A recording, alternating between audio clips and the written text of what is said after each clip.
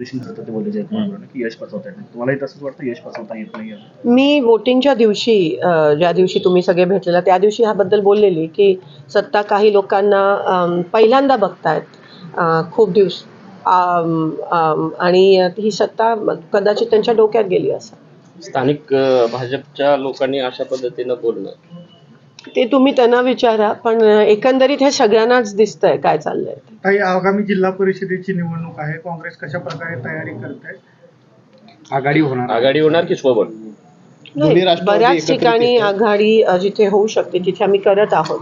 तालुका लेवलला तो निर्णय घ्यायचा असतो, तालुका पण नाही पॅनल वाईज पण तो निर्णय काही ठिकाणी आम्हाला घ्यावा लागतोय आणि एकमेव काँग्रेसच टक्कर देते आणि आम्ही लढणार. कितीही त्यांनी सामदाम दंड वापरला, पैशाचा वापर, EVMचा वापर, तरी आम्ही एकमेव त्यांच्या विरोधात लढतोय आणि ही तत्वाची लढाई आहे, ही विचारसरणीची लढाई आहे, ही गोरगरिबांवर होणाऱ्या अन्यायाची लढाई, ती आम्ही लढणारच. आम्ही कमी नाही पडणार, आम्ही मागे नाही सरकणार, आम्ही लढू, आम्ही हरू तरी आम्ही लढणार आणि आम्ही अर्थात जिंकण्यासाठीच लढतो. पण त्यांना ही लोकशाही आहे आणि त्यांना टक्कर देणं गरजेचं आहे. आणि ग्रामीण भागात लोक खूप वैतागले. जी शहरात परिस्थिती झाली ती शहरी वोटिंग पॅटर्न वेगळं असतं आणि ग्रामीण वोटिंग पॅटर्न वेगळं असतं. हे तुम्हाला लोकसभेत पण आणि विधानसभेत दिसून आलं.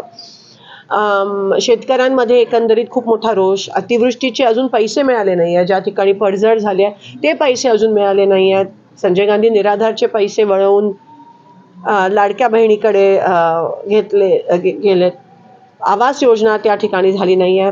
रस्ते मोठ्या प्रमाणात पुरात वाहून गेले पण ते रस्त्यांचे पैसे पण अजून आले नाही आहेत. तर खूप रोष आहे आणि सर्वसामान्य शेतकऱ्यांना न्याय देण्याची ही लढाई आहे आणि ती आम्ही लढणार. काही माळशिरस असेल, पंढरपूर असेल, माढा असेल, या भागामध्ये मोहिते पाटलांचं वर्चस्व आहे. तर दोन्ही राष्ट्रवादी एकत्र येत आहेत. त्या राष्ट्रवादी सोबत काय बोलणी झाली का? ठिकठिकाणी आता वेगवेगळं संतुलन आहे आणि त्या पद्धतीत अजून चालू आहे. ओके.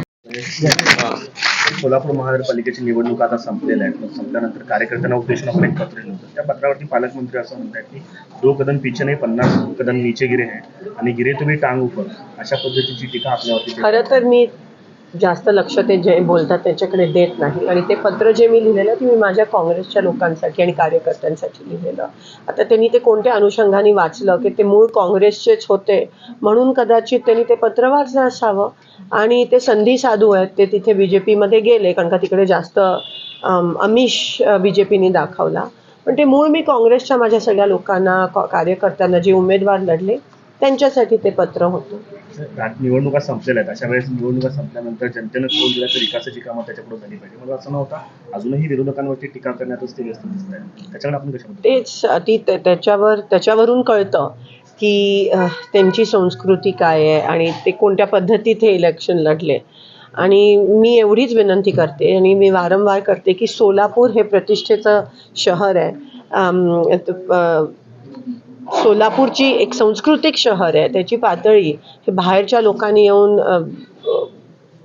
कमी करण्याचा त्यांना काही अधिकार नाही आहे आणि त्यांच्याबद्दल मागे जे काही झालेलं ते उघड आहे म्हणून त्याबद्दल मी काय जास्त सुभाष देशमुख असं म्हणाले की काही लोकांना यश. लोकशाही मराठी ऐका, पहा, जागरूक रहा.